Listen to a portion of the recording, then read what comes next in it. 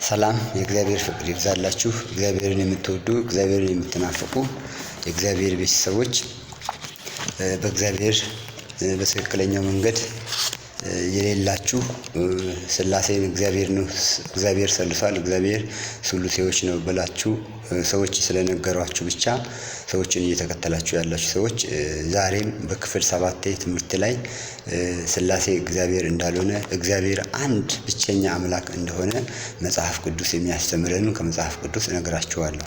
ብቸኛው አምላክ ታዲያ ማን ነው? አንዱ በሥጋ የተገለጠው ኢየሱስ ክርስቶስ ነው።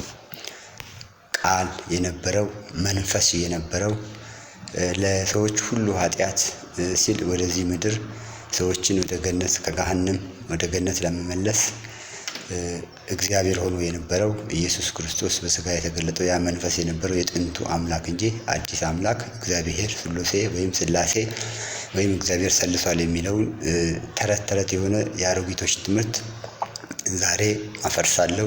በእግዚአብሔር ቃል መሰረት እናንተ ተከታተሉ።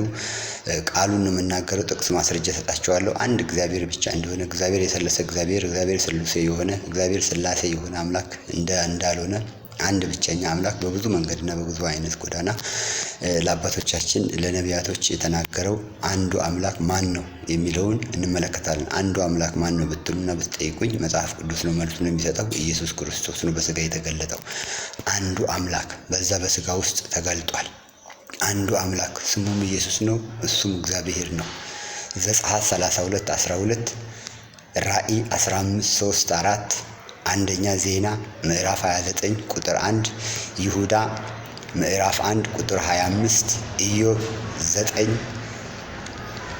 ኢዮብ ምዕራፍ 9 ቁጥር 8 አንደኛ ጢሞቴዎስ ምዕራፍ 1 ቁጥር 17 ኢዮብ 23:13 ሮሜ 3:29-30 መዝሙር 33:15 ሮሜ 16:27 ገላትያ 3:20 መዝሙር 72:18 ዘዳግም 32:39 ዮሐንስ 17:3 ዘዳግም 32:12 ቅድም ብየዋለሁ። አንደኛ ጢሞቴዎስ 6:15ን በደንብ አድርጋችሁ አንብቡ፣ አጥኑ። ቀጣይም አንዱ አምላክ ማን ነው?